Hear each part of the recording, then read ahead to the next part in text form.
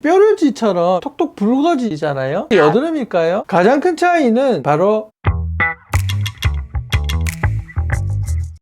안녕하세요, 피부지킴이 이상준입니다.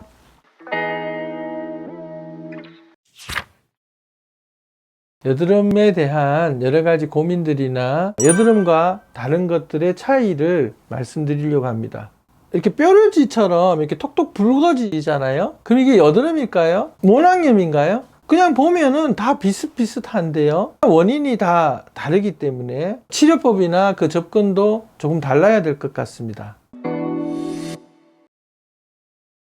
면포, 피지 덩어리가 있느냐 없느냐는 차이가 가장 중요합니다. 여드름은 어떤 질환이라고 했죠? 피지샘에서 피지가 배출이 돼야 되는데 그것이 못 나오고 피지 덩어리가 만들어지는 게 시작이라고 했죠. 못 나가고 그 안에서 균이 증식하게 되면 그게 바로 여드름이 되는 거죠. 모낭염은 모낭의 염증입니다. 피지샘에서 나오는 거 피지 덩어리에서 생기는 게 아니고 균이 타고 들어가서 염증을 일으키는 겁니다. 그게 바로 모낭염인 거죠.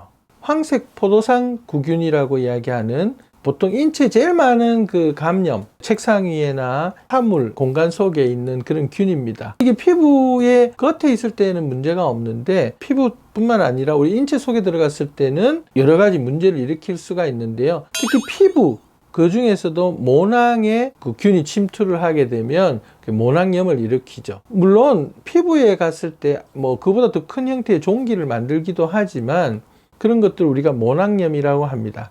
뾰루지가 얼굴 부위에 날 때는 특히 세균성 모낭염을 생각해 볼 수가 있고요. 곰팡이들도 모낭염을 일으킬 수가 있습니다. 진균성 모낭염이라고 하는데요. 그 외에 또 구주위염이라고 입 주위에 잘 생기는 모낭염들을 동반한 질환도 있을 수가 있고, 근데 모낭염은 이렇게 많이 생길 수도 있지만 몇 개 생기는 경우도 많죠. 동시에 여드름처럼 확 생기는 경우는 실면도를 이렇게 한다든가 아니면은 경락이나 마사지 같은 걸 좀 심하게 받았거나 한 경우에도 모낭염이 많이 생기는 수가 있습니다.